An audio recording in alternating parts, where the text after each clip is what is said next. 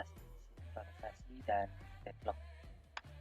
Nah, kita melihat apa sinkronisasi itu apa ya guys? Itu bagi data, manipulasinya keterangan-keterangannya guys. Apa itu sinkronisasi? Sinkronisasi adalah merupakan suatu proses secara bersama-sama dan saling berbagi data bersama dapat mengakibatkan resynchronization atau inconsistent data. Sinkronisasi diperlukan untuk menghindari terjadinya ketika konsistenan data akibat adanya akses secara konkuner. Jadi,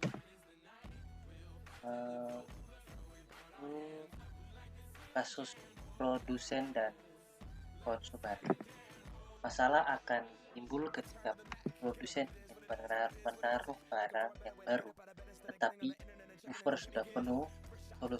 Solusi untuk produsen adalah istirahat dan akan dibangunkan ketika konsumen telah mengambil satu atau lebih barang dari buffer. Permasalahannya adalah pesan untuk membangkitkan sebuah proses tidak tersampai. Jika pesan atau sinyal tersampaikan dengan baik, segala akan berjalan dengan lancar. Ini race condition. Apa itu race condition? Race condition adalah situasi di mana beberapa proses mengakses dan memanipulasi data bersama pada saat yang bersamaan. Juga dan ini adalah ada 4 macam critical condition. Yang pertama critical section, entry section, exit section, dan reminder section. Apa tuh critical section? Itu adalah sebuah segmen kode di mana sebuah proses yang mana sumber daya bersama diakses terdiri dari beberapa bagian. Nah, terus yang kedua entry section, yaitu kode yang digunakan untuk masuk ke critical section ini. Terus kedua yaitu reminder section, itu adalah kode istirahat setelah masuk ke critical section. Ini ilustrasinya ya guys, ilustrasi section A dan B yang data slot 7. Backlog ini sendiri bisa dibilang adalah backlog itu adalah jalan buntu atau ya deadlock mungkin dapat terjadi pada suatu proses disebabkan proses itu menunggu suatu kejadian tertentu yang tidak akan pernah terjadi. 2 atau lebih proses dikatakan berada dalam kondisi deadlock atau buntu. Bila setiap proses yang ada menunggu suatu kejadian hanya dapat dilakukan oleh proses lain dalam penggunaan tersebut.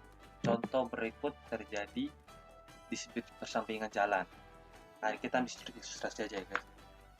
Beberapa hal yang dapat membuat deadlock suatu persimpangan, yaitu terdapat satu mobil di jalur jalan pada gambar proses yang seperti ini ya guys. Nah ini teman-teman bisa lihat ada berapa mobil di tengahnya ini kan sudah stop, gak bisa kemana-mana lagi kan. Jadi namanya disebut dengan block atau buntu. Dia mau mengirim data ke sini udah nggak bisa lagi, karena kan sudah ada lagi data dari yang lain, dari arah lain. Nah blok apa jalan atau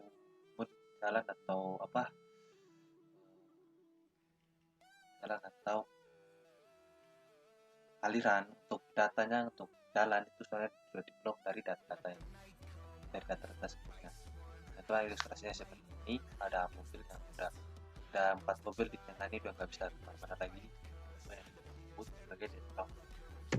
Terus model sistem menurut Kahneman dalam buku operating system menyebutkan 4 syarat bagi terjadinya deadlock, yaitu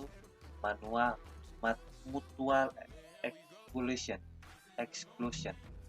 suatu kondisi di mana setiap sumber daya diberikan tepat pada suatu proses pada suatu waktu.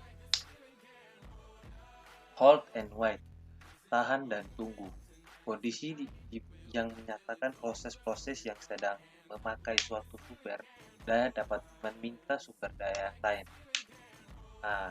Not preemptive,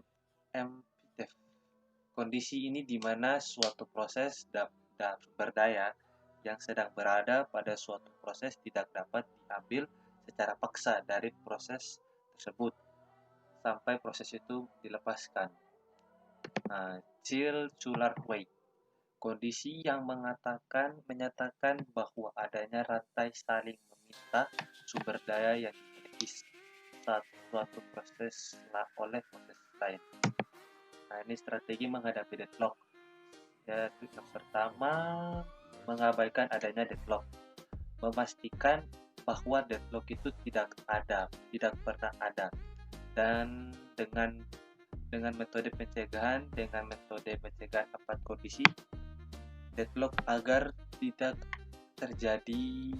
Yang ketiga yaitu memberi deadlock untuk terjadi. Pendekatan ini dibutuhkan 2 metode saling mendukung, yaitu pertama mendeteksi deadlock, kedua pemulihan deadlock.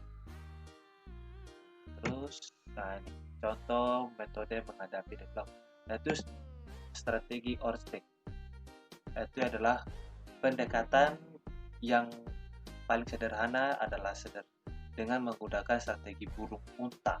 Teman-teman tahu burung unta itu kalau dalam ancaman besar pasti dia akan masukkan kepalanya ke tanah atau pasir atau apapun yang dia situ yang lagi dalam kondisi bahaya, dia akan meletakkan kepalanya ke dalam tanah.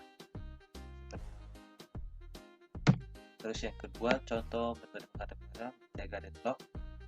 Metode ini merupakan metode yang paling sering digunakan. Metode mencegah dianggap sebagai solusi yang bersih dipandang dari sudut tercegahnya deadlock. Terus metode pencegah penggunaan ini pendekatan dengan cara mengadakan 4 syarat. Terus deteksi deadlock dan memulihkan deadlock. Langkah pemulihan deadlock tersebut memperoleh sumber daya yang diperlukan oleh proses yang diperlukannya.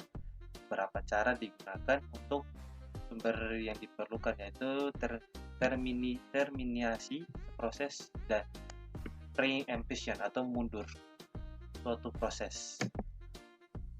Saja yang bisa saya sampaikan. Sekian dan terima kasih.